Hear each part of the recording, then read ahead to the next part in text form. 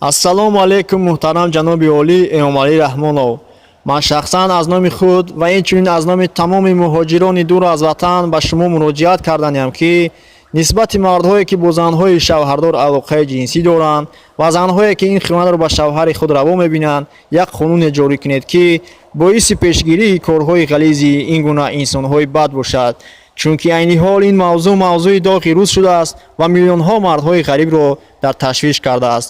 яъне ки дар тоҷикистон бисёр мардҳои бадбахте пайдо шуданд ки аз ҳисоби дар муҳоҷират будани мардҳои оиладор суистифода бурда ҳамсарони онҳоро ба доми фиреби худ мекашанд ва дар номуси як марди дур аз ватан мерасаду боиси парокандашавии як оилаи тинҷу ором мешаванд.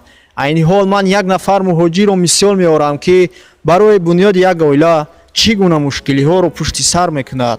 мисол як нафар муҳоҷир ватани орому осоиштаи худро тарк карда ба хориҷа сафар мекунад, гарчанде ки дурӣ аз ватан, нарасидани меҳри модар, надидани рогаштанои фарзанди худ ин ҳама як зарбаи дарнок ба як шахси ғариб аст.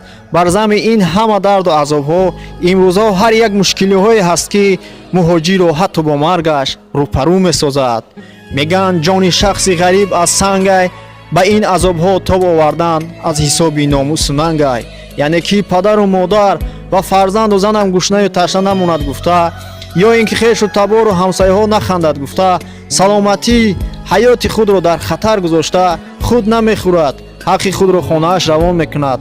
фарзанду занам белибосу манзили гармашон хунук нашавад гуфта, барои худ ҳатто як либоси гарми зимистона намехарад. кулбаи вайронаам начакад гуфта, худ дар кӯчаю саҳро шаби худро саҳар мекунад ва барои зану фарзандаш хонаҳо месозад. аммо сад афсӯс, баъзе занҳои аблаҳи беақл ба ин ҳама нозу неъматҳои Аллоҳ шукрона накарда, шавҳаре ки барояш дунёша бахшид, худ гушнаю ташна гашта ин хонаву дарро кард, ба ин марди бечора хиёнатро раво мебинанд. яъне ки хонае ки ин марди муҳоҷир ба ҳазор дарду ранҷ сохт, ба ин хона занаш як марди бегонаро даъват мекунад.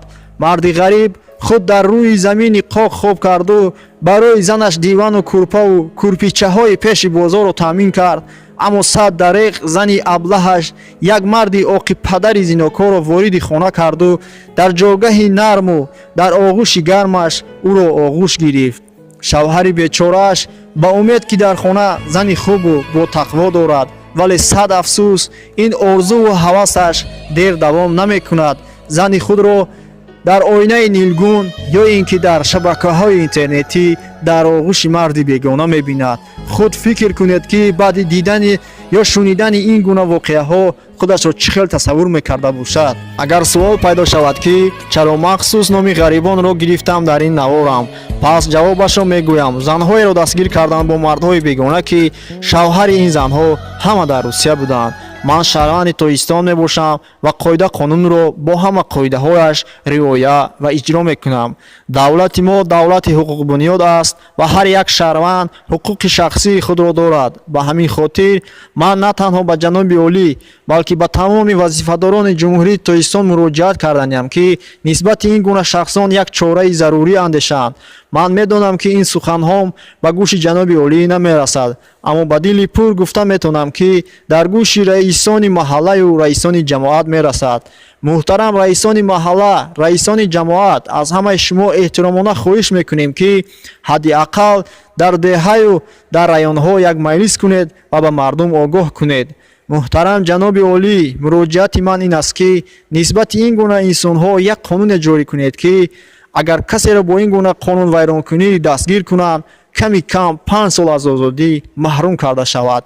фарқ надорад зан бошад ё мард, вақте қонунро риоя накард ба ҷавобгарӣ кашида шавад. мо намехоҳем ки ин гуна шахсони ғайриинсонӣ ҳуқуқи шахсии бародарони моро поймол кунанд. агар ин қонун ҷорӣ карда шавад, фикр мекунам ки ин гуна корҳои ғализ 100% кам мешавад ва ҳар як марди оиладор ба дили пур кору фаъолияташро пеш мебарад. айни ҳол шумораи ин гуна зану мардҳо аз ҳадди имкон зиёд шудааст. дигар мардҳо ин воқеаҳоро дида дар дилашон шубҳа пайдо шудааст ва боварӣ нисбати оилаҳояшон кам шудааст.